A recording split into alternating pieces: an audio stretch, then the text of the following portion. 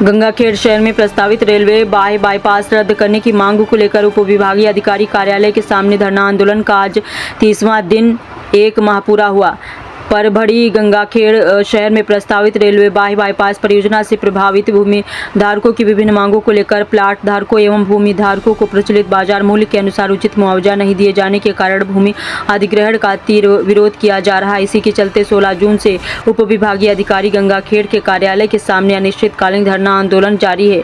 Railway अधिनियम 1989 का 24 की संशोधित धारा 20F के तहत सक्षम पदाधिकारी द्वारा किसानों, भूमि धारकों, प्लाट धारकों तथा महाराष्ट्र गुंटेवारी अधिनियम 1966 की धारा 179 के अंतर्गत प्रभावित लोगों को प्रस्तावित मुआवजा अत्यंत कम है, जो वर्तमान बाजार मूल्य का 25% भी नहीं है। इस संबंध में रेलवे भूमि अधिग्रहण अधिकारी को समय समय पर व्यक्तिगत एवं सामूहिक आपत्तियां प्रस्तुत की गई हैं, लेकिन आज तक प्रशासन द्वारा कोई न्यायोचित निर्णय नहीं लिया गया। इसी कारण 16 जून 2026 से रेलवे बाईपास भूमि अधिग्रहण कार्यालय गंगाखेड़ के समक्ष अनिश्चितकालीन धरना आंदोलन किया जा रहा है। प्रभावित भूमि धारकों ने स्पष्ट किया है कि वे किसी भी परिस्थिति में इतने कम मुआवजे पर अपनी भूमि अधिग्रहण के लिए तैयार नहीं है और उन्होंने असहयोग आंदोलन करने का निर्णय लिया है।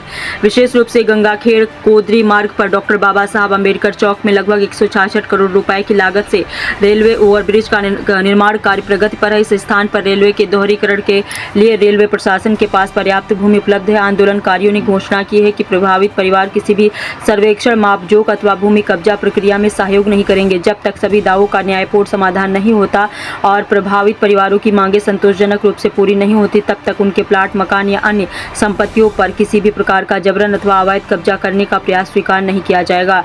यदि प्रभावित लोगों को जबरन बेदखल करने का प्रयास किया गया तो उसका संगठित एवं लोकतांत्रिक तरीके से विरोध किया जाएगा। इससे उत्पन्न होने वाले किसी भी परिणाम के लिए जिला प्रशासन एवं रेलवे प्रशासन पूरी तरह जिम्मेदार होगा, ऐसा ज्ञापन में उल्लेख किया गया है। धरना आंदोलन में अखिल भारतीय किसान सभा के राष्ट्रीय अध्यक्ष डॉक्टर राजन क्षीरसागर, जिला सचिव ओमकार पवार और योगेश फंड, भाई गोपीनाथ भोसले, डोंगरी परिषद के मुख्य संयोजक पंडित राव घर जाले, मंथ आपास शेटे, शंकर पवार, श्री राम कातकड़े, नारायण निल्ले, विभीषण मुरकुटे सहित बड़ी संख्या में प्रभावित भूमि धारक उपस्थित थे। आइए देखते हैं आगे की रिपोर्ट। बोलून आपली फसवणूक करून या ठिकाणी सुरुवात करताना सरकारनं आपल्याला या ठिकाणी फसवलं। या नंतर आपण सिकंदराबादला जाऊन निवेदन दिलं, जिल्हाधिकाऱ्यांना निवेदन दिलं, नांदेडला जाऊन सुद्धा आपण निवेदन दिलं आणि हे निवेदनावर सुद्धा आपलं समाधान झालं नाही, हे प्रकल्प रद्द झाला नाही। म्हणून आपण असा निर्धार केला या ठिकाणी की 16 जून रोजी निर्धार केला की आता जोपर्यंत हे नोटिफिकेशन रद्द होत नाही तोपर्यंत आपल्याला हा लढा सोडायचा नाही। तो असा आपण या ठिकाणी निर्धार केला आणि त्या दिवशीच आपण एक घोषणा दिली की एकच जिद्द, रेल्वे बाह्य वेळ रद्द, ती आपण या ठिकाणी घोषणा दिली। मित्रांनो, आपण पाहत आहोत की ज्या प्रकारे सरकार फसवणूक करतंय, ही फसवणूक म्हणजे केवळ आपली शेतकऱ्याचीच फसवणूक नाही, तर यामध्ये सगळे घटक आहेत, सगळे हे यामध्ये इन्व्हॉल्व आहेत। आता काल परवा या ठिकाणी मोजणी झाली, मोजणीमध्ये आपण सर्वांनी एका जुटीनं, एका ताकदीनं आपण या ठिकाणी मोजणी रोखली आणि मोजणी रोखल्याच्या नंतर त्यांना आपल्याला रिकाम्या हातानं त्या ठिकाणी परत जावं लागलं। ज्यावेळेस आम्ही भूमी अभिलेखमध्ये अर्ज दिला आणि माहिती मागवली, माहितीमध्ये आम्ही असं विचारलं की बाबा जो आपण त्या ठिकाणी पंचनामा केला होता आणि आपली मोजणी रद्द केली होती त्याचा आम्हाला पंचनामा द्या, पण शासनानं तो आपल्याला देता येत नाही म्हणून तो आपल्याला पत्र देऊन टाकलं की आम्हाला अशा प्रकारचा कसल्याही तुम्हाला प्रकारचं कंप्लीट होईपर्यंत देता येत नाही। म्हणजे एका बाजूला 2013च्या कायद्याचं नाव पारदर्शकता आहे, योग्य मावेचं आहे, म्हणजे त्या जे 2013चा भूमी अधिग्रहण कायदा ह्याच्यात जी मुख्य व्याख्या केली आहे, नेमकं त्या व्याख्येलाच या ठिकाणी बगल देण्याचं काम, म्हणजे तुम्ही नेमकं लपवायलात काय आमच्यापासून। त्यांनी त्यामध्ये असं लिहिलं की मोजणीची प्रक्रिया पूर्ण झालेली आहे, अगोदरच मोजणीची प्रक्रिया पूर्ण झाली आहे, पण तुम्हाला आम्हाला तशा प्रकारची लेखी माहिती देता येत नाही। ज्या दिवशी तुमचा अंतिम निवाडा होईल त्या दिवशी आम्ही तुम्हाला पूर्णपणे काय माहिती द्यायची तर देऊ। म्हणजे ह्याचा अर्थ पारदर्शकतेचा या ठिकाणी पूर्णपणे अभाव आहे। सरकार त्यांनीच केलेल्या कायद्याला या ठिकाणी बगल देत आहे। शेतकऱ्यांची असेल, प्लॉट धारकांची असेल, भूधारकांची असेल, या ठिकाणी उघड फसवणूक या ठिकाणी सरकारच्या वतीनं चालू आहे. आपण जे 16 तारखेपासून जे आंदोलन या ठिकाणी पुकारलं, या अनुषंगानं उद्या 17 तारखेला त्यांनी आपली कलेक्टर ऑफिसमध्ये बैठक बोलवली आहे. तर ह्या बैठकीमध्ये आपल्याला जे मुद्दे मांडायचे, ज्या गोष्टीवर आपल्याला चर्चा करायची, त्या अनुषंगानं आजची आपण या ठिकाणी बैठक बोलवली आहे. सर्वप्रथम या ठिकाणी जर सांगायचं झालं तर या ठिकाणी बाह्य वळणाची आवश्यकताच नाही आहे. त्याचं कारण असं आहे की 165 कोटी रुपये खर्च करून या ठिकाणी रेल्वेचा ओव्हरब्रिज या ठिकाणी करण्याचं काम चालू आहे. आणि या ठिकाणी रेल्वेचा ओव्हरब्रिज करण्यासाठी जर 165 कोटी रुपयापेक्षा जास्त खर्च जर केला असेल तर या ठिकाणी रेल्वे बाह्य वळणाची गरजच नाही ना. आता ते म्हणाले आम्हाला 150 किलोमीटर प्रति घंट्याच्या वेगानं गाडी न्यायची. गावामधून कुठं 150 किलोमीटर वेगानं गाडी जात असती काय? या ठिकाणी आमचे सहकारी योगेश भाऊ यांनी त्याचा पूर्ण अभ्यास केला. त्यांनी अभ्यास करून सांगितलं या ठिकाणी की अशा प्रकारची गाडी लोकवस्तीतून मुळात नेताच येत नाही. त्या ठिकाणी मोठमोठे लाईटच्या तारा जाणार आहेत आणि तो धोकादायक आहे.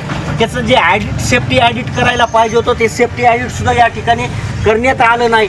मग गरज काय आहे? म्हणजे एक तर तुम्ही या ठिकाणी ओव्हरब्रिज ओव्हरब्रिज करून या ठिकाणी व्यापाऱ्यांचं या ठिकाणी नुकसान केलं. सगळ्या व्यापाऱ्यांचा या ठिकाणी विरोध होता ओव्हरब्रिजला त्यांच्या धंद्यामुळं.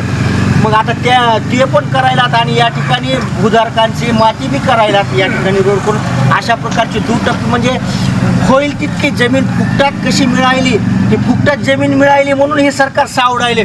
उद्याच्याला जर आपण ठाम राहिलो तर आपण सांगितलं आम्हाला बाजारभावाच्या 5 पट तुम्ही आम्हाला रक्कम दिल्याशिवाय आम्ही तुम्हाला 1 इंचही जागा देणार नाहीत. आपण जर ह्या गोष्टी ठाम राहिलो तर त्यांना तो प्रकल्प रद्द, कारण गरजच नाही ना त्याची. तो रद्द 100% करावा लागणार आहे. कारण त्याची आवश्यकताच नाही.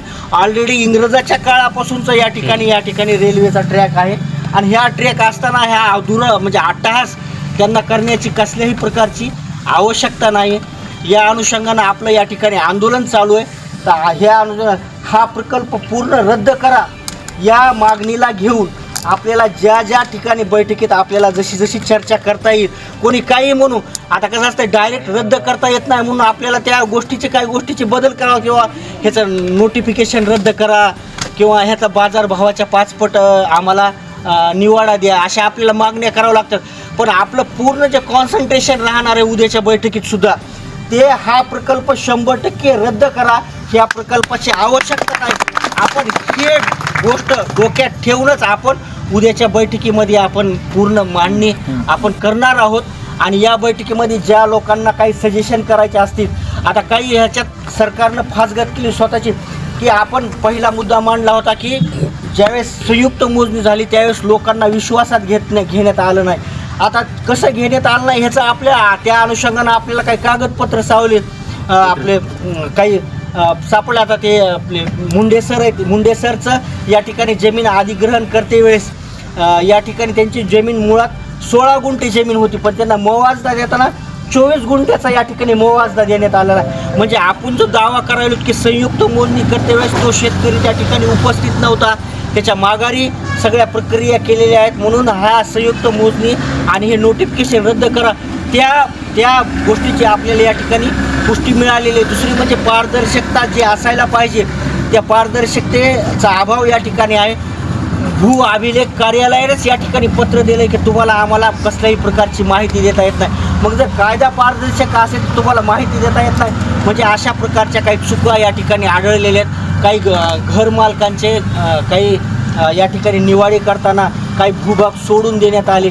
ते भूभाग सोडून देऊन या ठिकाणी पुन्हा त्याचं डबल मोजमाप करण्याचा आदेश निघाला. डबल लोकांनी त्याचं मोजमाप निघालं. ह्याचा अर्थ काय? ह्याचा अर्थ जी आत्तापर्यंत प्रक्रिया झाली ही अत्यंत चुकीच्या पद्धतीनं आणि लोकांना विश्वासात न घेता झालेली.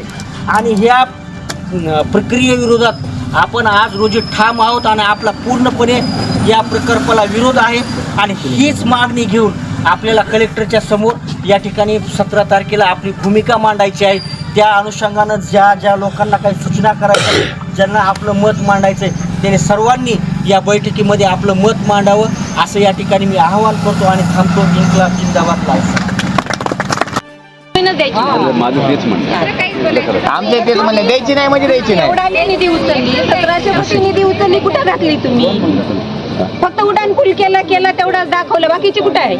अतिक्रमण केले ती हटवा आणि तिथून घाला ना, 4 पदरी पटरी जाती ना तुमची. गोरगरिबाच्या घरावर उठून घालता का तुम्ही? ऑलरेडी आहे त्यांची ऑलरेडी आहे ना, शासनाचं तुमच्यापाशी दुसऱ्या जागेची आहे. गरज नाही. लोकांनी घरं बांधले स्लॅबचे तिथं, तुमची ताकद नाही तिथली उठवायची, आणि तुम्ही गोरगरिबाचे घर उठवता का बांधलेली? हा, जे होईल ते होईल. आम्ही इंड्रेलचे डबे, बिलकुल. पेट्रोलच्या बाटल्या आणि काड्याचे डबे अधिकाऱ्याच्या समोर घेणार. बिलकुल पुढच्या आम्ही नाही तयार आहे. ज्या कार्यक्रमात मोजणीला आले की मॅडम येणार आता हा. यांची मंडळी येणार ते. त्या दिवशी आलेल्या मॅडम मोजणीदार येऊ, अधिकारी कोणी येऊ, कोणी येऊ. पाऊल टाकायचं नाही काय अजिबात विषय? पाऊल टाकायचं नाही.